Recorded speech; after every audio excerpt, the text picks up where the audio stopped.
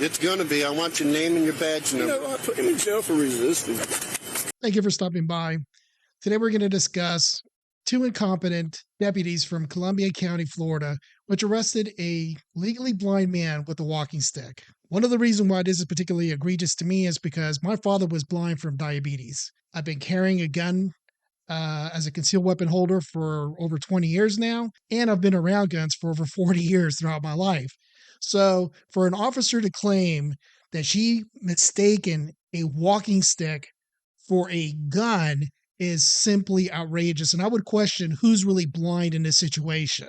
The incompetence of dealing with people with disabilities is staggering. So when people say defund the police, I say no. We need to fully fund the police so we can get them better training, and also so we can get rid of these trash cops and get the best money can buy for these departments. What's this in your back pocket? Looks like you're carrying a gun in your back pocket.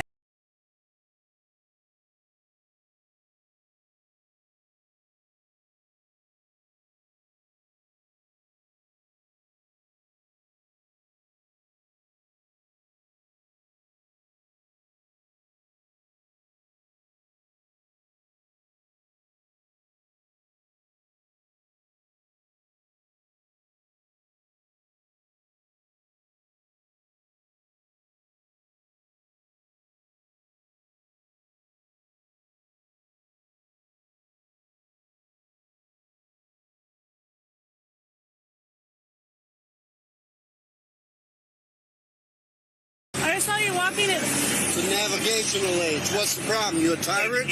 Shocking body camera video shows deputies arrest a legally blind man walking back from jury duty with a walking stick. What's your name and date of birth?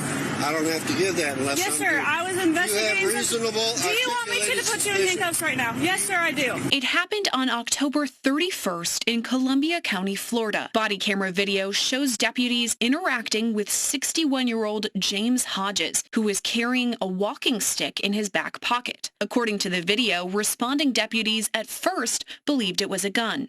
What is your suspicion? It looks like you're carrying a gun in your back pocket. I'm stopping to make sure you're carrying it properly. You don't have you to. ensured that it's not a firearm? No, you keep turning so I can't see it. You don't have. So let's get real here. No, because you won't let me see what's in your back pocket. Let me tell you something.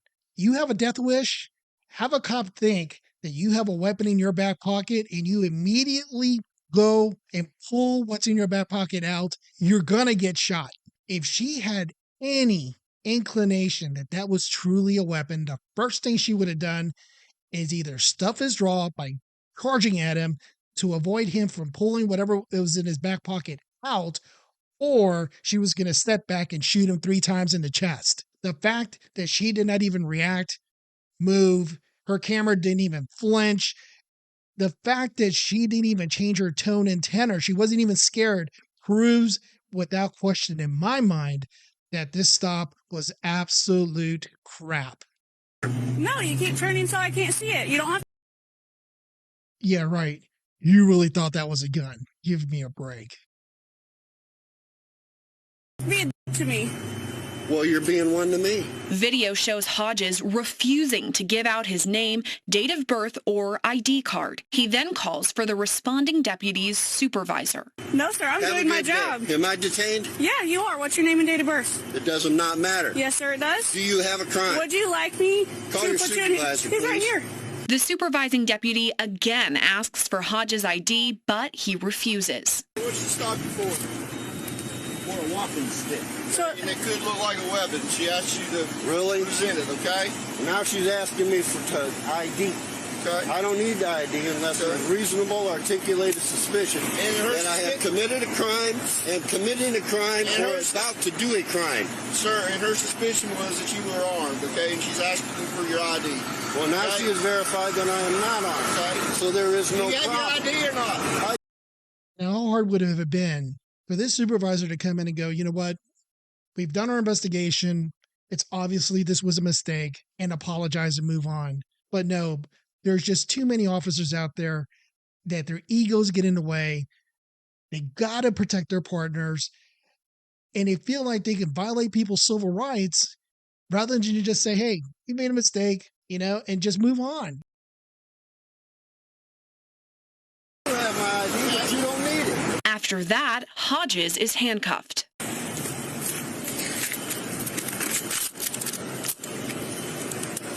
That's when Hodges confirms that he is legally blind and carries the navigational aid to help him when walking. He also tells deputies he was stopped while walking back from jury duty. Sir, are you legally blind? Yes, I am.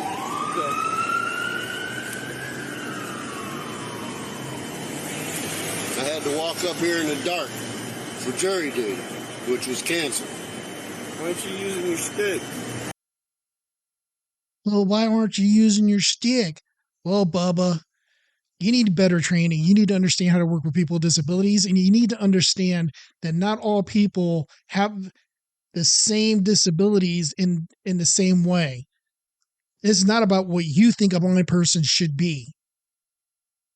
The facts are that people with different disabilities have different vision loss, different hearing loss. People who can't walk and maybe walk only across a room versus somebody who needs full assistance. It is not for you to interpret. It's your department's responsibility to get you educated so you could interact with the public in a safe manner and in a respectful manner to all citizens in your community. God, this guy's just an idiot. You don't have to use your stick all the time? Not all the time. After Hodges' ID card is retrieved, the supervising officer orders he be taken into custody for resisting an officer and obstruction. All right, Mr. Hodges. Was that hard? It's going to be. I want your name and your badge You number. know, I put him in jail for resisting. Okay, it is painfully obvious to anybody that this gentleman was not resisting the police in any way. The only thing that this man was being charged with is what many defense attorneys call contempt of cop. He pissed the guy off. Let's be frank. And in my opinion, when you see cops that are making up charges and slamming them against people that are innocent for just exercising their rights to file a complaint with the police department, these officers should lose their qualified immunity and eventually get fired. We need to end this. We need good police officers. Police officers are out there that are rogue, antagonizing the public, and those that are out there placing charges on innocent people to cover their ass is completely unacceptable. And this needs to come to an end by all people, by working together and saying, we need good cops. Period. End of sentence. The tolerance for this kind of bullshit needs to stop immediately. Okay. All right, let's go. I want your name and badge number too, sir. Hodges is then placed in the back of a squad car. You want to pull this out of my back pocket? Sure. Here, I'll grab your jacket for you, too. The Columbia County Sheriff's Office released a statement saying Sheriff Mark Hunter is, quote, troubled by what he has seen in the video and the matter is being addressed. An administrative investigation into the incident began on November 3rd when officials say they were made aware of the situation. The statement also reads in part, quote, if policy violations are sustained at the conclusion of that investigation, appropriate action will be taken. So we'll have to see how this goes. We're going to investigate ourselves and tell you how that goes. Well, in many cases, it goes nowhere. That needs to end as well. Please give us a like and subscribe and give the Law and Order channel the credit that they deserve for this video. The link will be below. Thank you very much.